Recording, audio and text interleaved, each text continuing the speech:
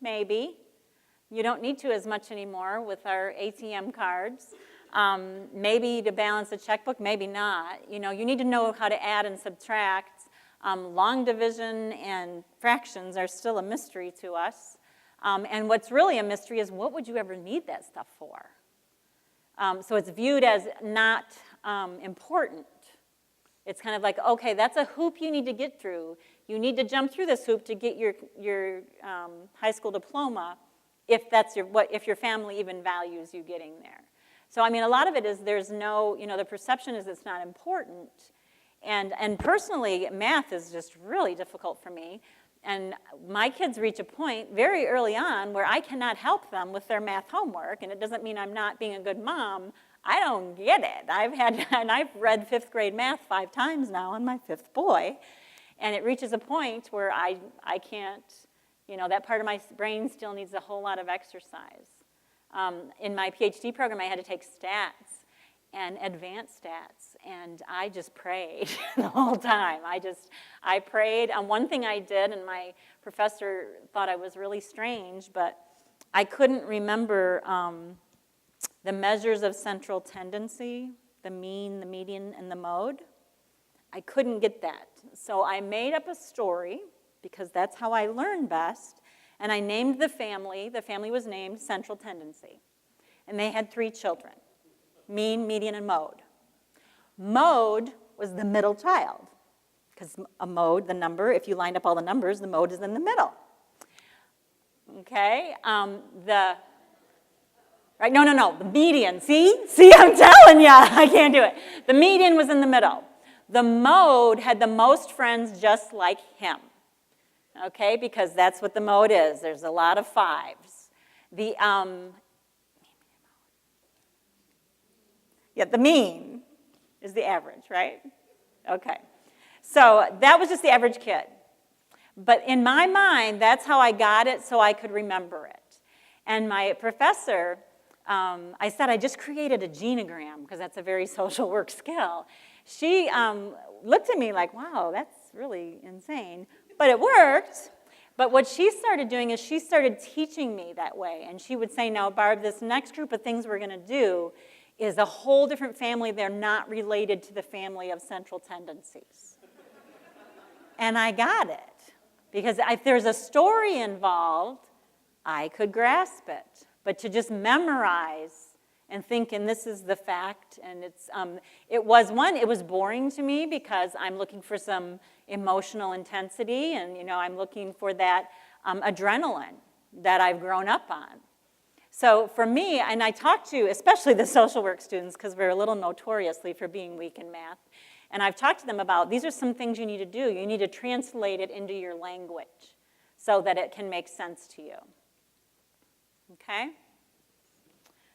Observations of consistencies, of people, activities, conversations. This, again, I'll use the example of the police report. They can come across as being like they were in 2 separate countries when this happened. But when I'm telling, because I've learned, but when people from poverty and many people in my family, when we're telling a story, we really value entertainment, and we feel it is our obligation to entertain you. So we'll embellish it because we want to make it good and juicy, and we want to hold your interest, which can be perceived as dishonest. Okay? So to just give you the facts seems very boring, and it feels very linear, and it feels very uncomfortable. Okay? So we live in a land of close enough. I'm going to give you the gist of it, and details and specifics, what time, I don't know, it was right after Cosby was on, or, that's going to be how we are going to be thinking. So dealing with math especially, you can't be close enough in math. I had a very short stint as a bank teller. My drawer never balanced. And I thought, what's the big deal? It's just 1 penny. 1 penny over, or, $1 here or there. And my mind was, I'll just give you $1 and now it balances and we're all good. And that was not the way that my boss saw it. So precision and accuracy are not valued. But what we're expecting that many times in our students. And in the harder science, it's a necessity. The ability to hold two things or sources in your mind while comparing and contrasting. A lot of times the thought patterns, it's black or white. It's a lot of polarized thinking. All good, all bad. So when I would have, a lot of times when we would be dealing with difficult situations, students who they were thinking about, well, let's refer this student to special ed to get some extra services. The parent heard special ed. It's the room down the hall with all those kids that never get to see anybody. That's not my kid. Whereas in reality, special ed has changed, and there's lots of different things. Your child may never leave their regular classroom. They may just get a little extra help in this area or a little extra help in that area. It is a very uncomfortable place to be there in a meeting with professionals who are speaking in this linear, planned out way, to be able to stop and say, okay, this doesn't mean they're sending my child to a special school necessarily, and it doesn't mean I'm a bad parent, and it doesn't mean my kid is stupid. It means maybe let's look at some different options. And so I would coach parents before we would go in and say, you're going to hear these kinds of words, but we're just looking at options. I would explain it to them and say, it's kind of like dating. We're not marrying any of them, okay? We're just going to sample. It's the sample platter at Applebee's.